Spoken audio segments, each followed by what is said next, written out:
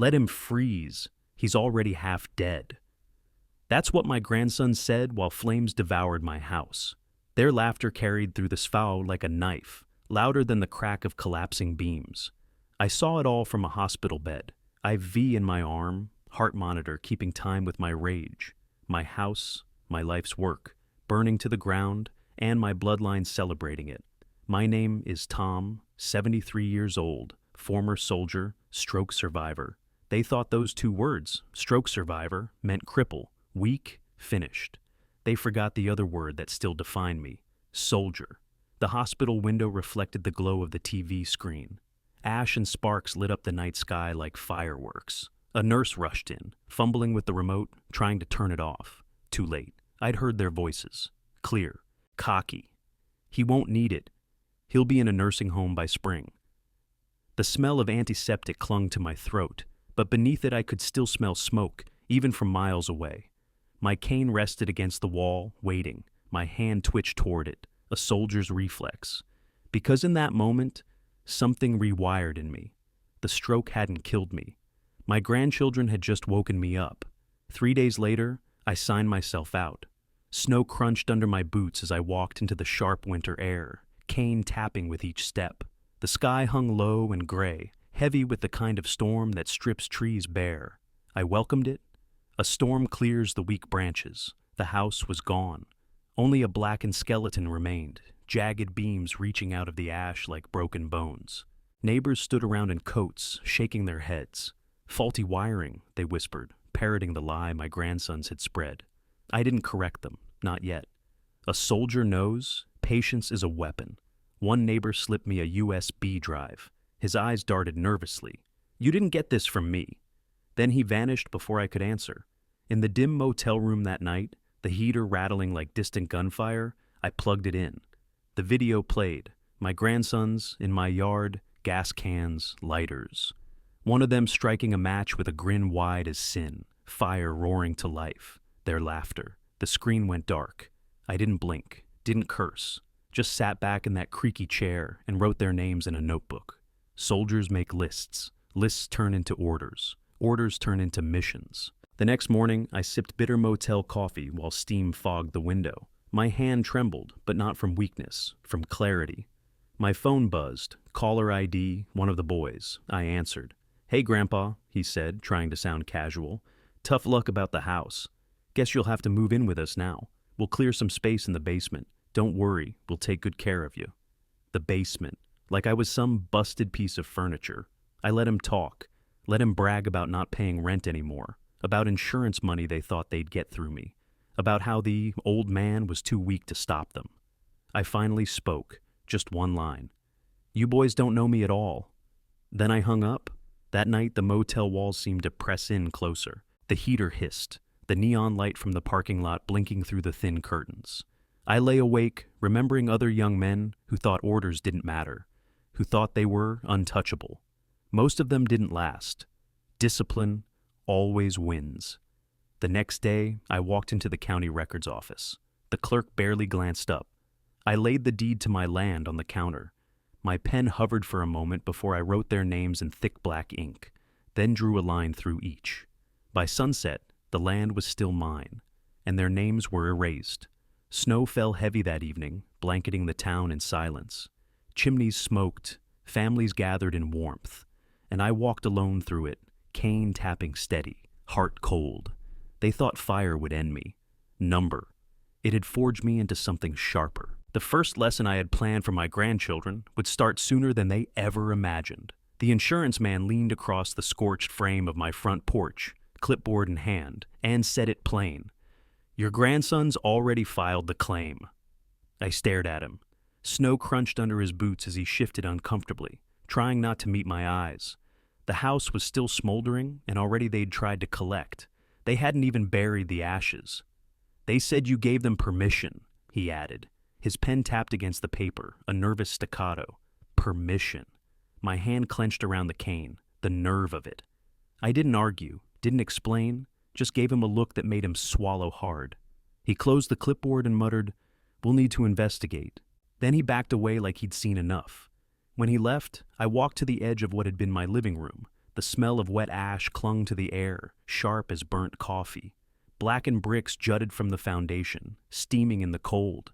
I crouched slowly, knees stiff, and picked up a piece of charred wood. My fingerprints smeared soot across it. For a moment, I remembered holding a rifle in mud years ago. Same grip, same calm. Discipline always wins. By evening, word had spread through town. Tom's grandsons are handling things now, I overheard at the diner. Poor guy should just let the kids take care of him. Take care. That's what they called it, stripping a man of his house, his dignity, his history. I sat alone at a corner booth, steam rising from the black coffee in front of me. My reflection wavered in the dark surface. For a second, I didn't see an old man. I saw a soldier on reconnaissance, quiet, watchful, waiting. The waitress refilled my cup. Pity in her eyes. Pity. I thanked her without smiling. I didn't need pity. I needed patience.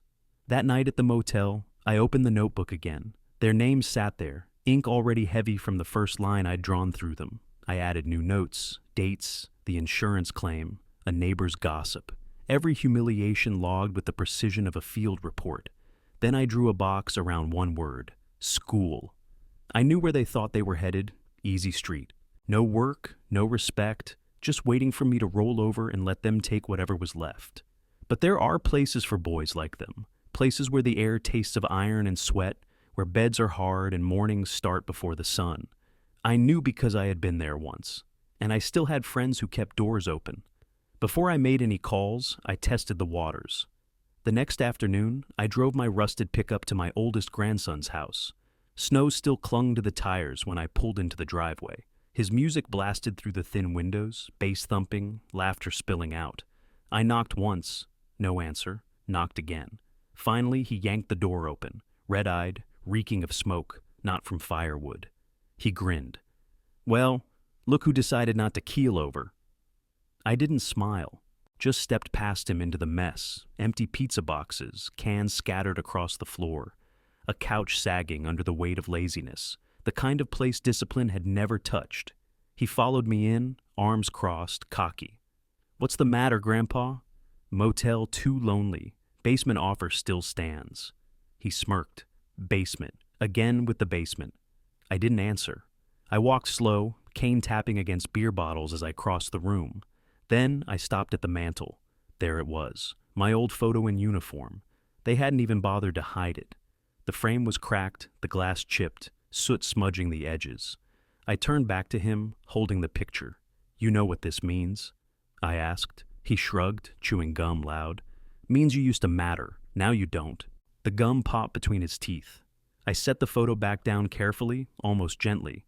Then I tapped the cane twice against the floor. A habit. An order. You'll learn, I said softly. One way or another. He laughed, a short, ugly sound. From you. Please. I left without another word. The cold air outside felt sharper than before. Snowflakes stung my cheeks as I walked back to the truck. His laughter still echoed in my ears. It didn't sting. It fueled. That night, I made the first call. A name from my old notebook. A man who owed me a favor. The line clicked, a gravelly voice on the other end. Tom, been a long time. Yes, I said, steady. And I think it's time some boys learned respect. The silence on the other end was heavy. Then came the reply. I know just the place. I closed the notebook, the heater rattling beside me. Snow kept falling outside the thin motel curtains. The town was quiet, too quiet. But storms always start in silence. And mine had just begun. The morning after that phone call, I shaved, slowly, deliberately. The mirror in the motel bathroom was cracked at the corner, but the glass still showed me what I needed to see, not the hospital patient with a pale face and weak hand. Number. The man in the reflection looked harder.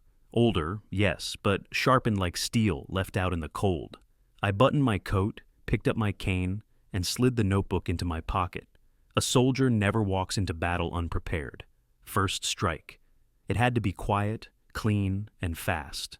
By noon, I was sitting in the office of a man who had been a drill sergeant back when I still had both knees in perfect working order. Retired now, but still sharp as a blade. The office smelled of leather and dust, the air faintly humming with discipline.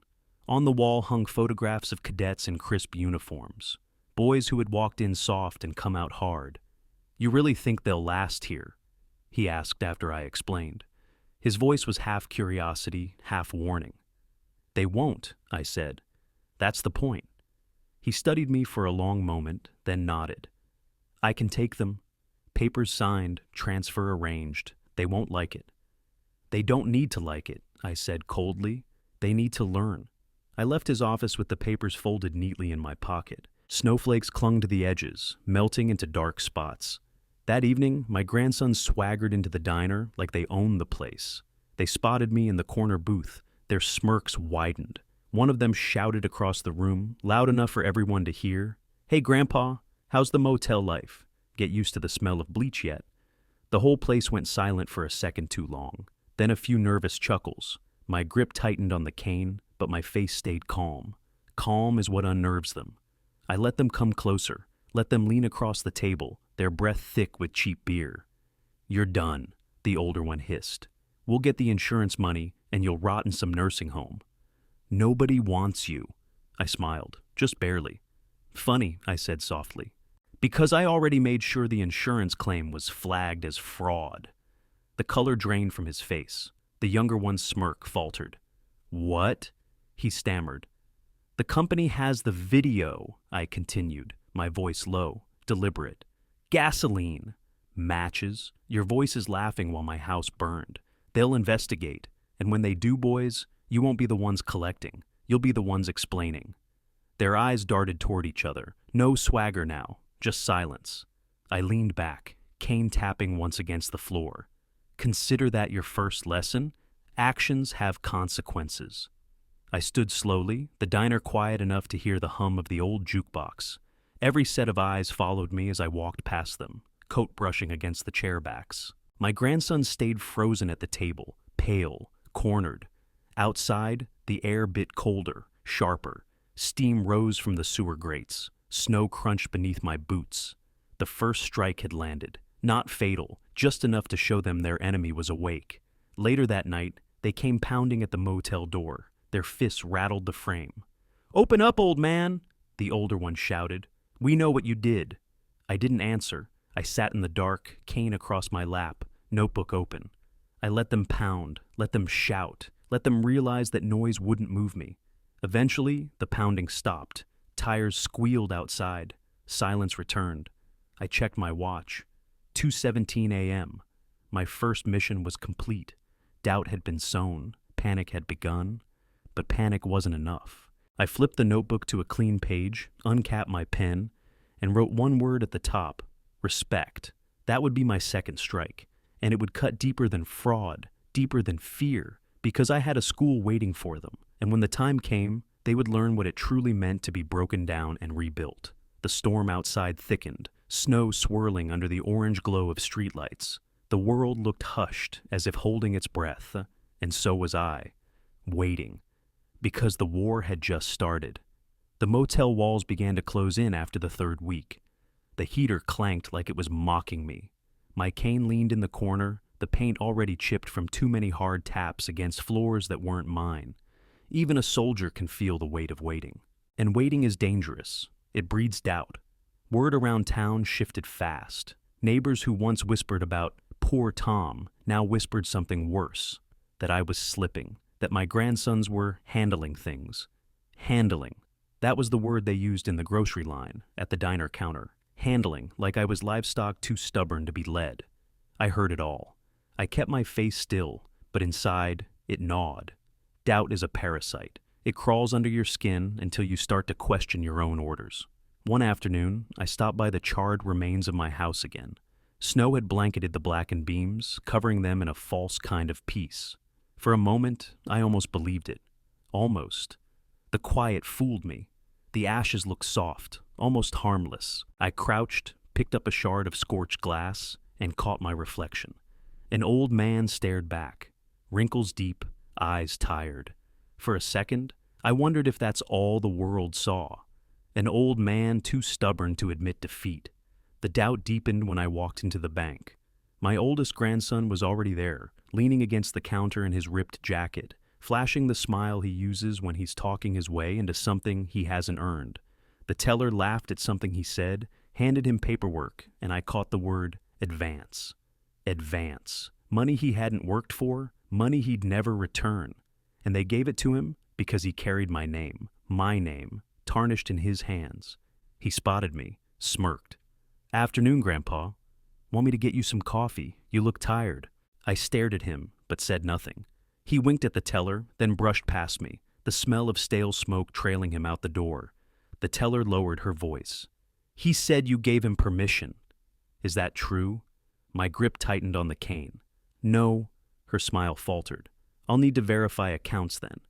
Some withdrawals look unusual. By the time I stepped back into the cold, my chest felt hollow. My grandsons weren't just mocking me, they were draining me, using every scrap of my name, my history, my reputation to carve out a life they hadn't earned. That night, doubt hit harder than usual. I sat on the motel bed, the walls pressing close, listening to the rattle of the heater. I opened the notebook, flipped through the pages, and for the first time, the lines blurred. The names I'd struck through didn't look defeated. They looked bold, alive, grinning at me from the page. Was I losing? Was this what they wanted, for me to crumble into silence, into an old man's mutterings in a motel room? I closed my eyes, forcing the thoughts back. Soldiers don't surrender to doubt, but soldiers also know when they've been outflanked. The phone rang. I hesitated before answering. It was the drill sergeant. His voice was sharp as ever, but I caught something underneath. Hesitation. "Tom," he said, "I spoke with the academy board. They're reluctant." Reluctant? They don't take just anyone, especially not spoiled boys with no discipline. They worry about wasting resources. They'd rather train kids who want to learn. My jaw tightened. So they get to choose who's worth saving. He sighed. "That's how it works. I can't force them. If the boys don't want it, they'll just get tossed back on the street." For the first time since I walked out of the hospital, silence on my end felt heavy. Maybe this was it. Maybe discipline couldn't be forced. Maybe I had already lost the battle. When I hung up, the motel felt colder than ever. Snow tapped against the window, like fingers reminding me of time slipping by. I sat in the dark, staring at the notebook. My hand hovered over the pen, but I didn't write. For once, I had no words. The next day, I saw them again. They were in the parking lot of the diner, leaning against my old truck. The same truck I had left at the burned house. The one a neighbor had towed for me. Now it was theirs. They leaned against it like they'd built it themselves, laughing, flicking ash onto the hood. "You should thank us," the older one called out as I approached. "We're keeping it running. Better than you could." The younger one grinned. "Want us to drive you back to your motel, Grandpa? Be a shame if you slipped on the ice." Their laughter was sharp, echoing off the empty lot. And for the first time, I felt the sting of their mockery, not as anger, but as proof. Proof that maybe the town was right. Maybe I was just an old man clinging to dignity he couldn't protect. I turned away. My cane tapped once, twice against the ice. My reflection flickered in the diner window. An old man walking away. That's what they saw. But what they didn't see, what they couldn't see, was that doubt had limits, and mine had just been reached. Because as I walked back into the cold, I remembered something they had never known. In war, sometimes you feign retreat. Sometimes you let the enemy think you're beaten. That's when they get careless. That's when you strike hardest. Snow fell heavier now, thick flakes spinning under the streetlights. The storm wasn't passing, it was building, and I was done playing the part of the old man who might give up. The next move was already in motion. By the time February rolled in, the motel clerk started calling me "sir" in that tone people use when they think you're hanging on by a thread. My coffee cup never left my hand, and the walls smelled faintly of bleach and dust. Every soldier knows when the silence of a room starts to turn into an enemy. Mine was closing in fast. The town believed the story my grandson spread. Faulty wiring. Poor old Tom can't handle his affairs anymore. He should let the boys take care of things, the pharmacist whispered when he thought I couldn't hear. At the diner, the cook shook his head and said, "Shame what age does to a man." Shame, as if I had failed simply by surviving. Every whisper reached me, and each one felt like a shovel of dirt on top of a coffin I hadn't agreed to lie in. The drill sergeant called again. His voice was clipped, cautious. "Tom, the academy passed on your request. They don't want to waste resources." I sat on the motel bed, staring at the cracked ceiling. "So, discipline isn't for everyone now." He exhaled slowly. "Times change. They want kids with potential. Your grandsons, frankly, they're written off." "Written off," I repeated, my voice flat. The same words the Army once used about men who didn't come back from missions, casualties, losses. Now my own blood carried the label. When I hung up, the heater's rattle felt louder, mocking. For the first time, I wondered if I had pushed too far, if I had wasted what little strength I had left. Maybe the town was right. Maybe I was just an old soldier in a fight no one wanted me to win. The next blow came faster than I expected. The bank called. "Mr. Harlan, we've had unusual activity on your accounts. Withdrawals, large ones." My throat tightened. "In whose name?" The pause was long enough to make the answer clear. "Your grandson. He claimed you authorized him. Said you were confused." Confused. They'd used my stroke like a weapon, turning my recovery into proof of weakness. When I walked into the bank to face them, the teller wouldn't meet my eyes. My grandson was already there, pen in hand, signing papers with my name forged sloppy across the bottom. He looked up, smirked. "Relax, Grandpa. We're just moving things around. You don't need the money, we do." The pen scratched across the paper. My blood boiled, but my face stayed still. I took the paper gently, held it up to the light, studied the signature. My own name, butchered, mocked. I set it down. "You'll regret this." He laughed. "What are you going to do? Sue your own family. No one would believe you." No one? That was the lie they leaned on, the rotten beam they thought would hold up their house of theft. I left the bank in silence, the cold air biting sharper than usual. Snow drifted across the street, stinging my face.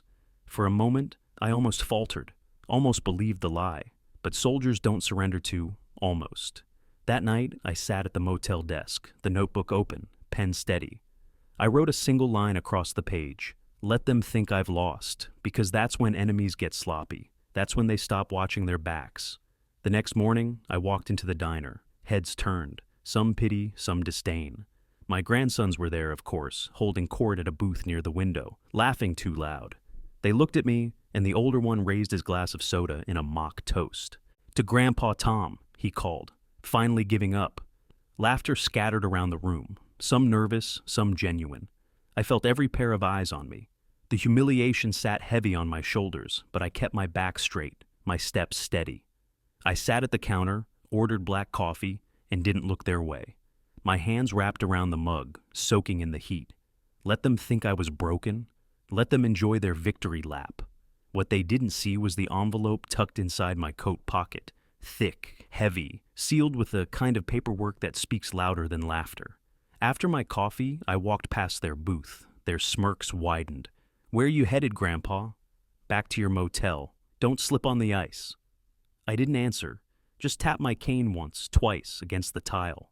Then I left, snow crunching beneath my boots, the envelope pressed tight against my chest. Back in the motel, I opened it.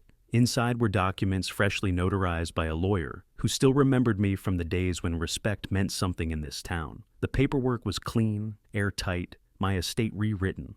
Their names gone, stripped from every line, every clause. For now, I let the papers rest in the envelope. Timing was everything. In war, you don't fire the first shot until you're sure the enemy's head is exposed, and my grandsons were already too busy celebrating a victory they hadn't won. That night, I sat by the motel window. Snow fell heavy, blanketing the parking lot, muffling the world. Steam curled from the styrofoam cup of coffee in my hand. In the glass, my reflection looked back at me, not beaten, not broken, waiting. Let them think I had surrendered. Let them believe the town's whispers. Because when the strike came, it would be clean, final, and unforgettable. And by then, it would be far too late for them to laugh. The storm broke in early March. Snow turned to sleet, then to rain, carving black rivers through the piles of ash that had once been my house. The town thawed, but nothing softened in me. I walked slower now, my left leg still stiff, but every step was deliberate, like boots marching in formation. People noticed. they muttered less. Pity faded to unease. At the diner, conversations hushed when I entered. Not pity anymore. Suspicion. Fear of what the old soldier might do next. My grandsons sat in their usual booth, their laughter too loud, too sharp. They had grown careless. That was the advantage of letting them think I was beaten.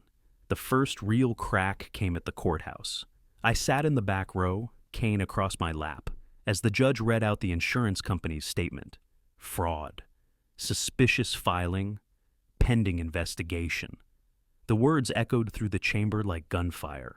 My grandsons shifted in their seats, sweat gathering at their temples. Their lawyer stammered, tried to object, but the judge silenced him with one sharp gavel strike. When the session adjourned, I rose slowly, eyes fixed on them. They wouldn't meet my gaze. The older one muttered under his breath, "Old man's playing dirty." I smiled, barely. A soldier doesn't call it dirty. He calls it strategy. Back at the motel, I laid out my next move. Papers spread across the desk. Deeds, wills, financial statements. Every line stripped of their names, sealed in legal ink. But it wasn't enough to erase them from paper. I needed to erase their arrogance from the town itself.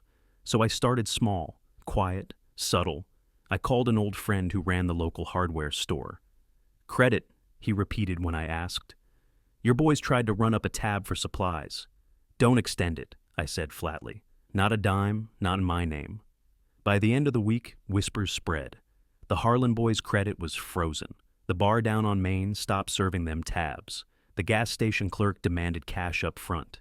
Their swagger turned brittle. Every time they reached for someone else's wallet, the door slammed in their face. They confronted me in the diner one evening, both of them red-eyed and reeking of frustration. The younger one slammed his hand on the counter. "You're ruining us."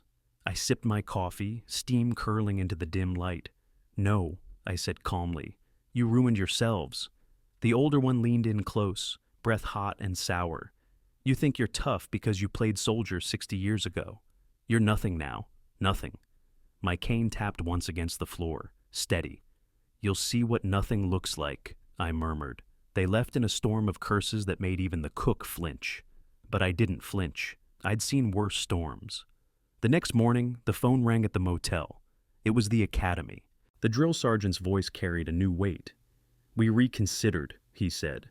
"2 slots just opened. The board's willing to take your grandsons, but only if you bring them in yourself." I closed my notebook with deliberate care. "I'll deliver them," I said. And that was when the plan shifted from patience to action. I waited until Friday night.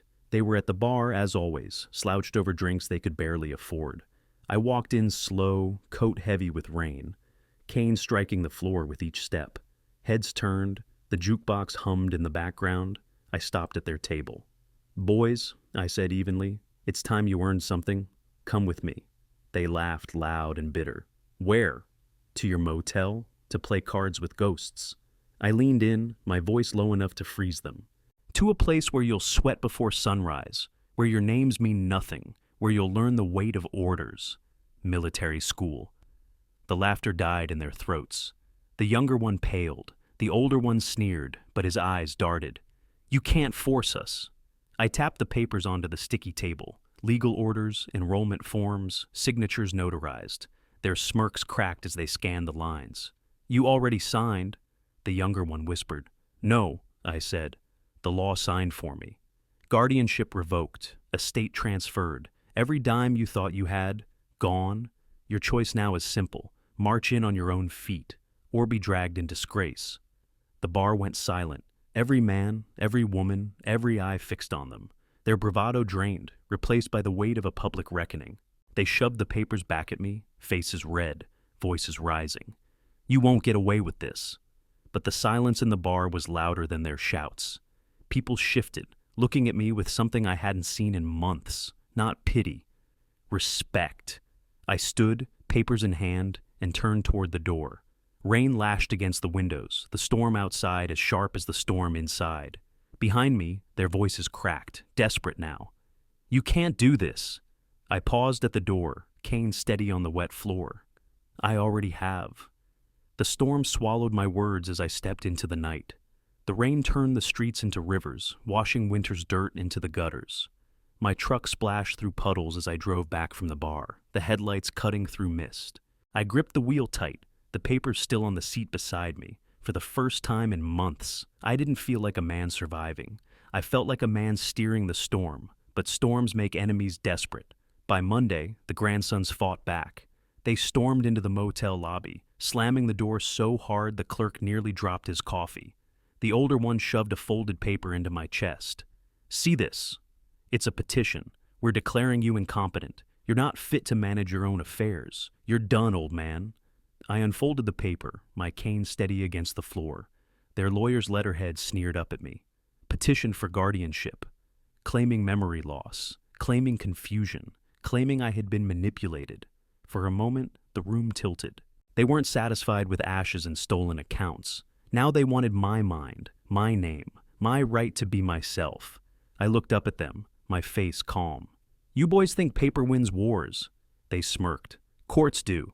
I folded the petition, slid it into my pocket. "Then I'll see you in court." Their laughter trailed them out the door. That night, doubt tried to creep back in. I sat at the motel desk, the hum of the heater loud in the silence. Their signatures burned into my mind. They were willing to erase me completely, but soldiers don't let the enemy dictate the battlefield. The next morning, I walked into the courthouse on my own 2 legs. No lawyer beside me, just my cane and my notebook. The judge looked at me over half-moon glasses. My grandson sat at the opposite table, whispering, smirking. The lawyer began. "Your Honor, my clients seek guardianship due to Mr. Harlan's declining faculties. He has suffered a stroke. He has displayed confusion. He is no longer capable of managing." I tapped my cane once against the floor. The sound echoed in the quiet chamber. "Your Honor," I said, voice steady. "May I speak for myself?" The judge nodded. I opened my notebook, pages filled with neat lines of dates, names, incidents, evidence of fraud, insurance filings, bank withdrawals, signed petitions. Every detail logged like a field report.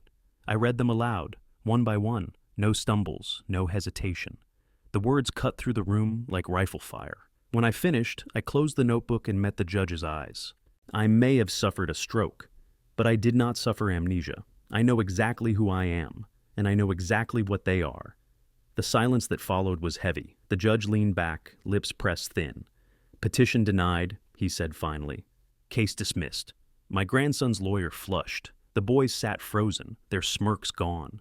As I turned to leave, I glanced at them. "Respect," I said quietly. "That's what this was about. You'll learn it, one way or another." The gavel struck, the battle wasn't over, but the field had shifted.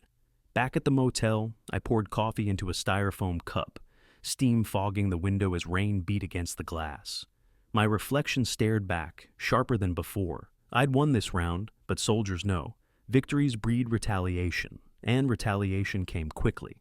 2 nights later, I woke to pounding on the door, shouts, laughter. I opened the curtain a crack. My grandsons, drunk, pounding on the glass, throwing beer bottles against the door. "Come out, Grandpa!" The older one shouted, "We'll finish what the fire started." The clerk called the police. The squad car lights painted the rain red and blue. The boys stumbled, cursed, tried to swagger their way out of it. But the officers had seen enough. They shoved them into the back seat, their laughter turning to rage. I stood in the doorway, cane steady, watching the taillights disappear. The motel clerk muttered, "You want to press charges?" I shook my head. "Not yet. Because prison wasn't my weapon. Not yet. Discipline was." The next day the academy called again. "Bring them in," the sergeant said. "We'll take them. But they won't thank you for it." "I don't want thanks," I replied. "I want results." That evening, I went to the diner. Heads turned when I walked in. The cook gave a slow nod. The waitress poured my coffee without asking. For the first time in months, the room didn't buzz with pity. It buzzed with respect. But respect comes with expectation.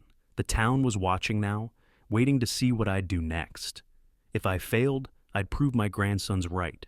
If I succeeded, I'd prove that old soldiers don't die quietly. The rain eased outside. Streetlights glowed through mist. I sipped the bitter coffee, steam rising like smoke. My notebook lay open beside me. One word circled at the top of the page. Final strike. Because humiliation wasn't enough. Frozen credit wasn't enough. A courtroom victory wasn't enough. The war was entering its last chapter, and soldiers don't retreat in the final chapter. They finish. I closed the notebook, slid it into my coat pocket, and tapped my cane twice against the floor. The sound echoed in the diner's quiet. The storm wasn't over. It was gathering, and my grandsons had no idea how close it was. The morning air carried the bite of early spring, sharp enough to sting the lungs. I stood by the truck, cane pressed into the gravel, watching as my grandsons stumbled out of the police station. Their eyes were bloodshot, their swagger gone. The younger one muttered curses under his breath. The older one caught sight of me and froze. "You!" he spat. I didn't flinch. "Get in the truck." They hesitated, glancing around like cornered dogs. No audience this time, no crowd to cheer their defiance. Just me, the rusted truck, and a long drive waiting. Finally, they climbed in, slamming the doors. I started the engine, the old motor coughing to life. Rain from the night before clung to the windshield, smeared into streaks as the wipers groaned across the glass. We drove in silence. The road stretched out, gray and empty, fields still brown from winter. My grandsons fidgeted, whispered to each other, but I didn't answer. Soldiers know silence unnerves more than threats. After an hour, the gates appeared, tall, iron, with letters carved across the arch, Discipline Academy. The guards at the gate stepped forward, uniforms crisp, eyes sharp. My grandsons straightened, confusion flickering across their faces. "What is this?" the younger one muttered. The older one tried to sneer, but his voice cracked. "You can't dump us here." I parked, turned to them, and finally spoke. "This is where boys become men. Or break trying." They laughed, thin and nervous. "We won't stay. We'll walk out." The sergeant stepped up to the truck. His presence filled the air like thunder. "Walk out, then you'll crawl back in. Nobody leaves until the lesson's done." The grandsons shrank back. Their bravado faltered under the weight of a man who had lived discipline, not just spoken of it. Papers were signed, bags unloaded. The gates clanged shut behind them. I watched as they were marched into formation, stripped of swagger, shoved into line. Their eyes darted back to me, pleading now, but I didn't move, didn't wave, didn't smile, because this wasn't goodbye. This was justice. Back in town, the whispers changed. No longer pity, no longer gossip, respect, fear, a quiet acknowledgement that the old soldier had done what the rest of them wouldn't dare. But my work wasn't finished. At the lawyer's office, I signed the final set of papers, my estate sealed, my will rewritten, their names erased in ink that no hand could undo. Everything, land, savings, belongings, shifted to a trust. Not for them. Not anymore. "Who's the beneficiary?" the lawyer asked. I handed him the folder. Inside were names. The neighbor's son who shoveled my walk every winter without being asked. The widow down the street who still brought casseroles when she heard I'd been in the hospital. The veteran scholarship fund at the academy. People who had earned respect, not demanded it. The lawyer read silently, then nodded. A clean break. I leaned on my cane, eyes steady. No. A final strike. When the news reached my grandsons, I was told they erupted, screamed, threatened lawsuits. But it didn't matter. The law was airtight. Their inheritance was gone. Their safety net cut. The only thing left for them was the academy gates and the sound of whistles before dawn. Weeks later, I returned to the academy. The sergeant met me at the parade ground. Rows of cadets stood at attention, boots aligned, eyes forward. Among them, two familiar faces, leaner now, sweat on their brows, posture straighter than I'd ever seen. "They're learning," the sergeant said quietly. I studied them. They didn't meet my eyes, not yet. Pride wouldn't let them. But discipline had carved something new into their stance. Respect, maybe, not for me, not yet, for order, for something larger than themselves. That was enough. I turned to leave, cane tapping against the concrete. Behind me, the cadence of drills rose, voices shouting in unison, breaking the silence of the field. Back at the motel, I packed my few belongings, the notebook, the papers, the cane leaning against the chair. The room smelled faintly of bleach, but it no longer felt like a cage. It had been a bunker, a staging ground. The war was over. I drove past the ruins of my house one last time. Grass had begun to sprout through the ash. Birds perched on the blackened beams. Life creeping back where fire had torn through.